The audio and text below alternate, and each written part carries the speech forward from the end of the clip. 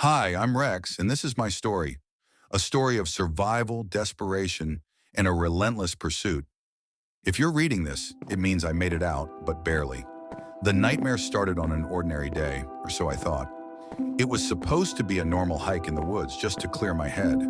But what I didn't know was that someone, or something, was following me. I noticed the strange feelings at first. A rustling in the trees when there was no wind. A shadow moving between the trunks. It felt like being watched, like I wasn't alone. At first, I tried to ignore it. I told myself it was just the forest playing tricks on me.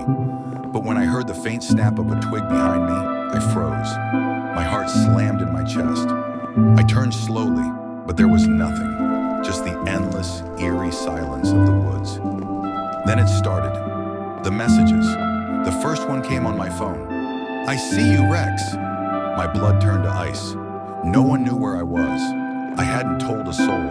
I kept moving, faster now, hoping I could outrun whoever or whatever was hunting me. But every time I thought I was safe, I heard a sound, a breath too close, the crunch of leaves, the eerie whisper of someone calling my name in the distance.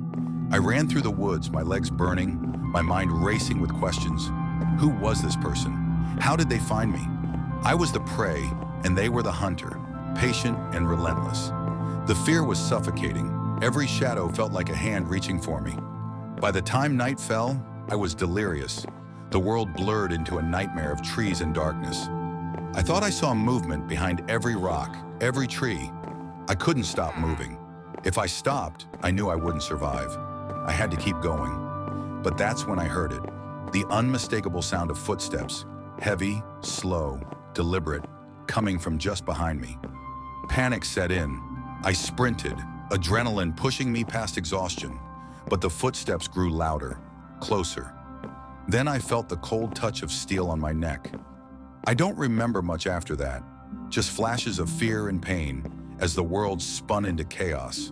But somehow I woke up, battered and bruised, tied to a chair in a dark, unfamiliar room.